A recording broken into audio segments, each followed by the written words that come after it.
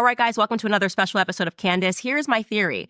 I believe that the elites are aiming for clinical retardation. I'm not kidding. I believe that if somebody produced a study right now and said, don't drink water, 50% of people in the world would perish. They would die because they would suddenly just stop drinking water because the data says don't drink water.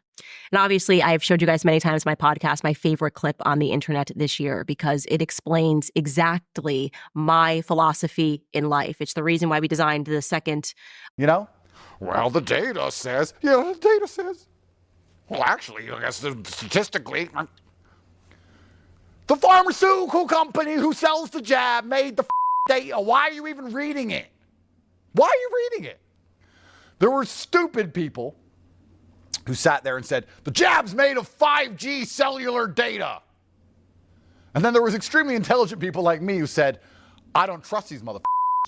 And we both didn't get the jab. All the people in the middle were like, well, the data says, and the news said.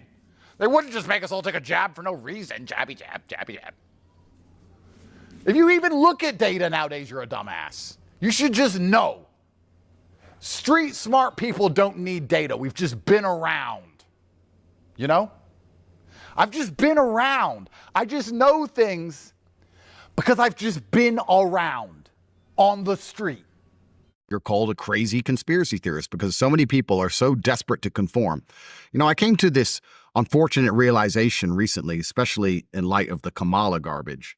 There's a whole bunch of people who want to be slaves. They literally want to be. You sit and say, why can't you convince people to see the truth? And then you realize it's because they don't want to see the truth. They want to be a slave because it makes them feel the same way a child feels when they get attention from their parents. They want to be good slaves to the system, and they hope that that will prevent them from getting shot. Now, we know our history. It means they'll get shot last, but they'll still get shot. Right. So you have to make a decision as a man, especially, like, do I want to die first like a hero for telling the truth, or do I want to die a few years later like a coward? Something that a study that I showed, like a study that was done by the CIA, an experiment rather, to my audience, was where they sat a bunch of people in a room. This is a true CIA experiment. And 17 of them were agents, and one of them was from the public, but he didn't know that he was the only person that wasn't an agent. Yep. And they held up a picture of a triangle, and they went around the room, and they said, what do you see? And every agent, went through them first, and they said, square, square, square, square, square. It was clearly a triangle, square, square, square, square. They get to that last guy, and he says, square.